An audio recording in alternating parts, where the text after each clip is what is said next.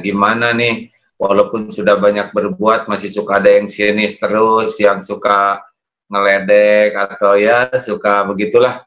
Gimana cara Pak Anies menyikapinya, pikiran, perasaan, menghadapi orang yang negatif thinking atau membuli dan sebagainya? Soal negatif thinking, udah kerja setengah mati, udah non-stop, masih juga dinyinyirin. Saya bilang begini kalau soal itu. Ya Allah, saya ini siapa sih? Cuman Anies.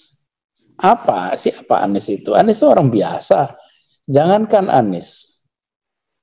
Rasulullah SAW yang akhlak mulia, yang uswatun hasanah, itu saja dinyinyirin terus. Mandi fitnah, nggak pernah selesai. Terus kita berharap tidak seperti begitu. Enggak lah, relax saja. Jadi saya sering bilang, nggak usah khawatir dengan apa yang ditulis di sosmed, tapi pikirkan apa yang ditulis para sejarawan nanti, dan pikirkan apa yang nanti kita pertanggungjawabkan di hadapan Allah. Itu yang paling penting. Kalau yang dikatakan orang di sosmed, nggak akan pernah selesai. Sosmed itu hari ini dipuji, besok bisa dicaci. Hari ini dicaci, besok bisa dipuji, naik turun. Jadi relax saja, dan malah kalau saya lebih baik begini, fokus apa yang mau kita kerjakan. Dan kalau kita fokus begitu, maka nggak terlalu khawatir lah. Itu menjadi masalah yang kecil. Karena itu saya juga tidak pernah membahas itu terlalu panjang. Kenapa ya? Karena memang tugas saya ini jalanin amanat dari rakyat Jakarta. Bukan mikirin apa kata orang di sosmed. Nah, apakah kesel? Enggak juga. Enggak didengerin juga. Kita kerjain apa yang kita kerjakan. Doakan agar kita selalu didekatkan dengan ikhlas. Karena itu selalu yang saya katakan. Mudah-mudahan kita dekatkan ikhlas. Dan ikhlas mudah-mudahan nanti dapat ridhonya. Apalagi yang kita kejar kalau bukan itu.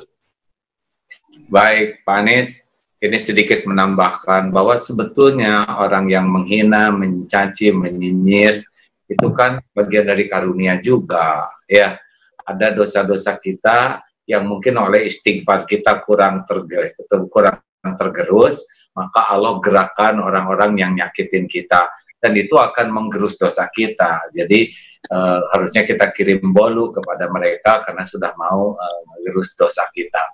Dan juga orang-orang yang ini, karena saya juga pernah berpengalaman seperti itu ya. Kurang 7 tahun dibulinya. Nah, jadi boleh saya cerita sedikit pengalaman menghadapi semua yang kurang nyaman ini. Kan sebetulnya kata-kata yang tidak enak itu, tidak enak tuh gara-gara didengar. Ya, jadi kalau nggak pengen didengar, udah nggak ada yang nggak enaknya. Juga tulisan yang bikin sakit hati itu karena dibaca. Kalau kita nggak baca, ya nggak ada yang nyakitinya. Walaupun mau kita baca, misalkan, Tuhan kita kan Allah, bukan Dia. Mau ngomong apapun sampai jeding, doer, jeblek, tetap saja yang menentukan takdir itu Allah. Apa yang Dia katakan, Dia hanya kembali ke Dia sendiri. Yang kembali ke kita ya bukan omongan orang, ya kelakuan kita.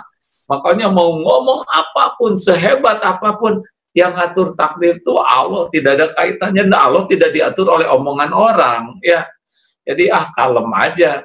Kalau saya mah belajarnya PDLT namanya Pak Anies. Apa itu? Perbaiki diri dan lakukan yang terbaik. Lillahi ta'ala.